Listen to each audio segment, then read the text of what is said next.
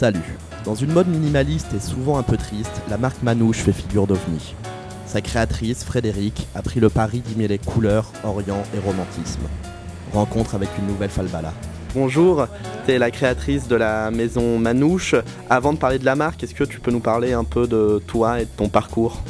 En fait, c'est une marque que j'ai créée à l'origine au Maroc, qui était au départ donc des accessoires, des plagettes, des tongs, tout ce qui tourne autour de l'artisanat marocain, et qui est devenue par la suite une marque prêt-à-porter après avoir rencontré un financier. Qu'est-ce que tu as fait toi avant de devenir créatrice de mode ?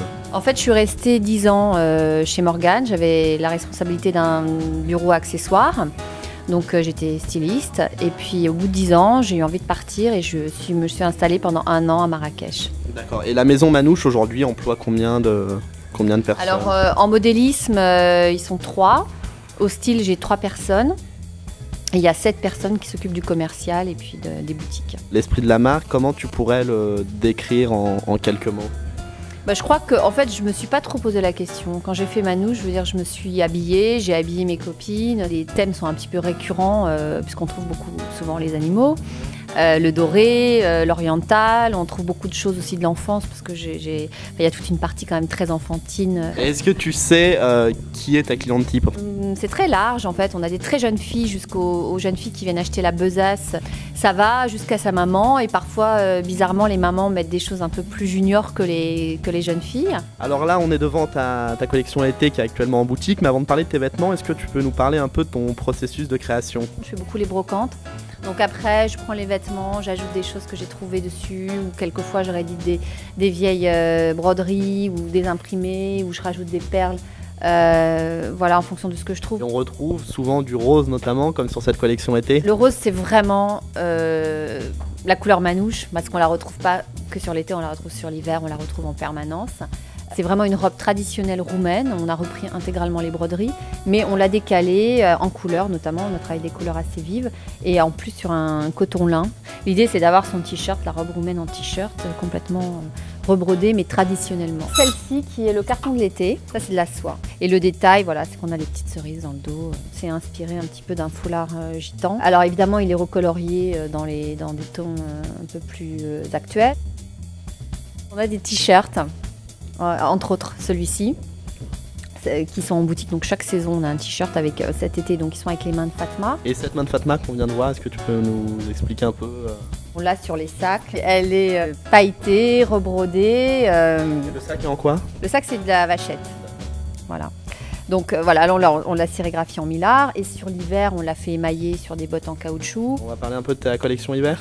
Alors déjà, il y a cette robe traitée en géant pailleté. C'est quelque chose que tu fais souvent, les sequins ? Oui, chaque saison. Parfois, ils sont posés à la main. Là, ils sont posés à la machine. Mais chaque saison, on a en tout cas des robes pailletées ou sur d'autres supports. Et ça, c'est une petite cape.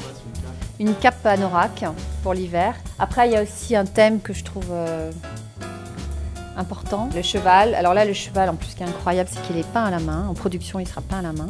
Après, il y a celle-ci, qui est vraiment une robe de chouchou aussi. Voilà. Forte en couleur. Elle est matelassée et on rappelle bien qu'on on est en hiver avec le petit côté padiné sur les manches. Teint cuir. Bon, évidemment, le côté frangé, années 30. Mais ce qui est vraiment très très drôle, c'est de les mixer, c'est de les mélanger avec des pièces voilà, qui peuvent être, ça c'est entièrement brodé pour donner un côté décalé. Alors c'est une petite robe d'hiver qui est entièrement brodée. Alors on retrouve les bling bling. C'est du lapin rasé. Alors les fourrures que l'on travaille, c'est le mouton et le lapin. Tu veux nous présenter les accessoires ? Alors il y a énormément de touches fluo, que ce soit en écharpe, en bonnet. On a travaillé beaucoup les fluos, jaune et rose. On a travaillé le fluo aussi sur les collants. On a lancé une petite ligne de collants. Après, on a les bottes en caoutchouc qui sont avec la main Manouche émaillée. C'est la toute première besace de la marque qui a évolué. Alors elle est en toile, elle est en cuir. Et en fait, le motif a évolué au début, c'était une dentelle. Maintenant, c'est la main de Fatma. Je sais que tu fais aussi, tu vas présenter pour l'hiver prochain une ligne de bijoux. Oui, alors ça c'est tout nouveau, avec les Néréides, en partenariat. Donc tout est axé sur la main de Fatma. On a la toute petite, on a la grande avec la double main.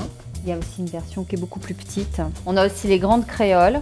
Celle-ci, elle est émaillée. Même le montage est assez rigolo parce que la main, elle s'accroche directement dans l'oreille. On a le petit collier, voilà. Les bijoux, on les vend dans la petite pochette. Okay. Voilà. Et c'est Manouche par les Néréides. Avant de se quitter, quelle est la prochaine étape pour la maison Manouche? Moi, j'aimerais toucher à d'autres choses, donc on espère évoluer. J'aimerais un petit peu agrandir la ligne de bijoux. J'aimerais aussi peut-être faire de la vaisselle. On va introduire dans les boutiques des coussins, des porte-manteaux. Voilà. Bon, Frédéric, merci beaucoup. Merci.